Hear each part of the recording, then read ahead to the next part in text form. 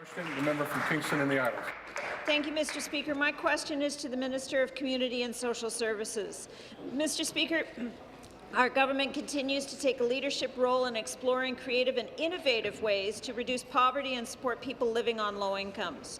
We have shown our commitment to low-income individuals and families through expanding the Ontario Electricity Support Program, introducing OHIP Plus, providing free prescription medications to children and youth up to 24 years old, starting this January, and through the largest increase to the minimum wage in the province's history, raising it to $15 an hour by 2019. In my riding of Kingston and the Islands, I know that these commitments are very important to my constituents. On November the 2nd, the Income Security Reform Working Groups released their report titled Income Security, a Roadmap for Change, with recommendations to the government on how to make further improvements to supports and services for people living on low incomes. Mr. Speaker, through you to the Minister, can you please tell the members of this House more about the Income Security Working Group and their recent report? Minister. Well, thank you, Speaker, and to the member for her question and her advocacy for low-income Ontarians. Last year, our government established the Income Security Reform Working Group, a First Nations working group, and an urban Indigenous table on income security reform. We asked them to study Ontario's income security system and make recommendations on how to improve it. I want to sincerely thank the members of the three working groups for their valuable contributions over the last year in creating the roadmap. We will be using the roadmap as a guide to develop a multi-year plan. Our plan will be practical, realistic, and recognize the province's fiscal responsibilities.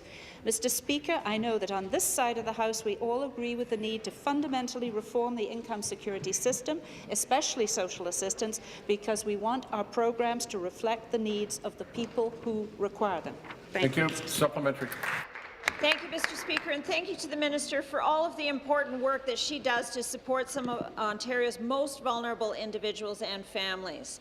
I know that people from my riding, like Hugh Siegel, who helped author the recommendations for basic income, Tony Picard, as well as, of course, Elaine Power from Queens, will all think that these initiatives will be very, very important for our communities.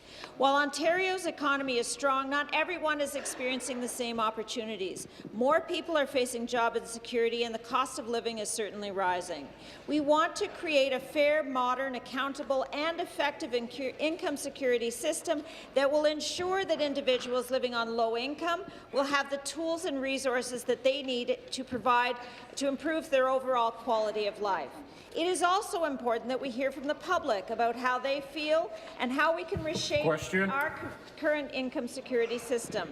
Can you please tell us how the public can get involved in providing their feedback on income security, a roadmap for change? Sure.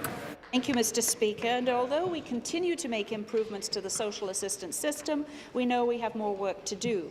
Reforming the income security system, including the transformation of social assistance, will assist us in ensuring all individuals are treated with respect and dignity and are inspired to reach their full potential. We also want to ensure particular attention is focused on the needs and experience of Indigenous peoples.